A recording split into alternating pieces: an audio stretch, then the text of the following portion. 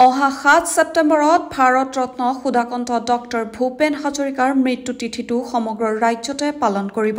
গণশিল্পীগৰাকীৰ 100 বছৰীয়া জন্ম দিৱসৰ লগত সংগতি ৰাখি তথা গভীৰ শ্ৰদ্ধাঞ্জলি জনোৱাৰ উদ্দেশ্যেৰে অসম আবৃত্তি আৰু সংস্কৃতি পৰিষদে অসমৰ সাহিত্য আৰু সাংস্কৃতিক জগতখনত এক যুগান্তকাৰী পদক্ষেপ হিচাপে ডক্টৰ অমৰজ্যোতি চৌধুৰীদেৱৰ মৃত্যু জিনাৰ গান এটা গান শেষ হ'ল শীৰ্ষক কবিতাটি সমবেতভাৱে আবৃত্তি কৰাৰ প্ৰয়াস গ্ৰহণ কৰিছে। শোণিতপুৰ জিলাতো যাতে আবৃত্তিকাৰীসকলে কাৰ্যসূচীটি সফলভাৱে ৰূপায়ণ কৰিব পাৰে তাৰে বাবে অসম আবৃত্তি আৰু সংস্কৃতি পৰিষদৰ ৰঙাপাৰা শাখা সমিতিয়ে এখন ৰাজহুৱা সভা অনুষ্ঠিত কৰে। ৰঙাপাৰাৰ অসম কেশৰী প্ৰগতি সংঘত বুধিন বৈশ্যৰ সভাপতিত্বত অনুষ্ঠিত হোৱা সভাখনত সভাৰ উদ্দেশ্য ব্যাখ্যা কৰে কমলা বেগমে।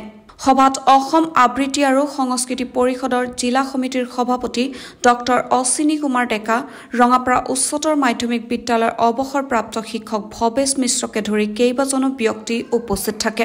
সভাৰ অন্তত কমলা বেগম, অনিতা মেধি আৰু মধুস্মিতা বৰুৱাই শীৰ্ষক গীতটি পৰিৱেশন কৰে।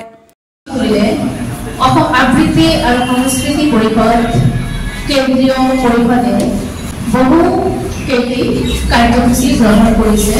ইয়াৰ মূল উদ্দেশ্য হ'ল এই অসম আবৃত্তি আৰু সাংস্কৃতিক পৰিষদৰ মূল উদ্দেশ্য হ'ল আবৃত্তি বৃত্তিমুখী পৰিৱেশ কলা হিচাপে যুৱ প্ৰজন্ম আৰু জনগণৰ মাজত প্ৰতিষ্ঠা কৰা আৰু সেই মহান লক্ষ্যৰে অগ্ৰসৰ হ'বলৈ যি পৰিকল্পনা হাতত লৈছে তাৰে মাজত এক অন্যতম কাৰ্যসূচী হিচাপে ডক্টৰ ভূপেন হাজৰিকা দেৱৰ জন্ম শতবাৰ্ষিকী উপলক্ষে সমগ্ৰ অসমৰ সকলো জিলাৰ সকলো শাখাৰ পৰা সমবেত কণ্ঠেৰে ডক্টৰ অমৰজ্যোতি চৌধুৰী দেৱৰ ৰচনা কবিতা আৰু আবৃত্তি মৃত্যু জিনাৰ গান এটা গান শেষ হ'ল কবিতাটো সমূহীয়া কণ্ঠেৰে আবৃত্তি কৰি শ্ৰদ্ধাঞ্জলি অৰ্পণ কৰাৰ সিদ্ধান্ত লৈছে।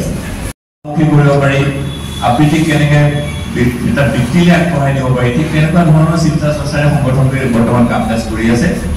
আৰু আমি সকলোৱে জানো যে ভূপেন হাজৰিকাদেৱ সুধাকণ্ঠ ভূপেন হাজৰিকাদেৱৰ এই 26 চনত জন্ম শতবৰ্ষ। 26 চনৰ 8 ছেপ্টেম্বৰত তেখেতৰ 100 বছৰ জন্ম হোৱাৰ 100 বছৰ 26 এতিয়া সেই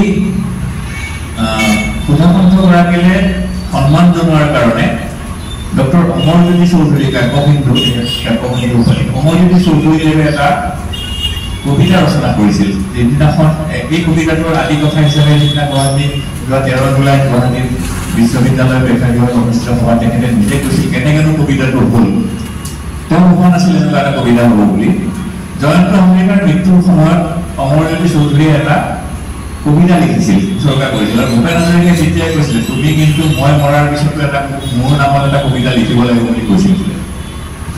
সেই কথাকে সৰ্বগত কৰি তেখেত তেতিয়া গুৱাহাটী তেজপুৰ কেন্দ্ৰীয় বিশ্ববিদ্যালয়ৰ উপাচাৰ্য হিচাপে আছিল, প্ৰ vice চেঞ্চেলৰ।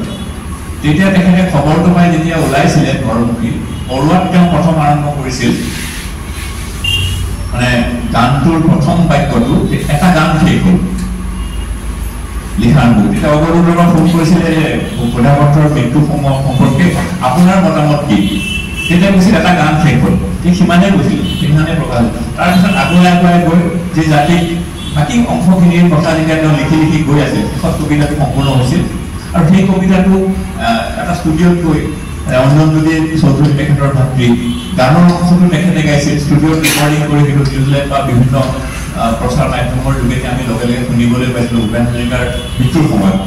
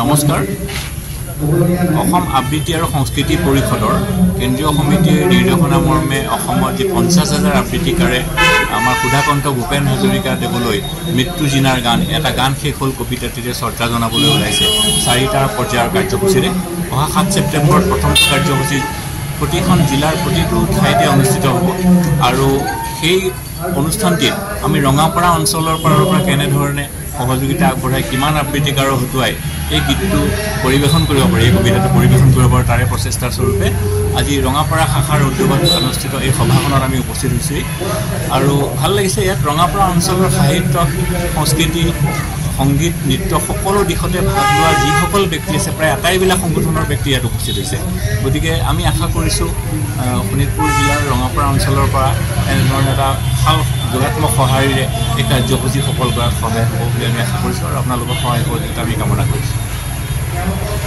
News desk news wide Assam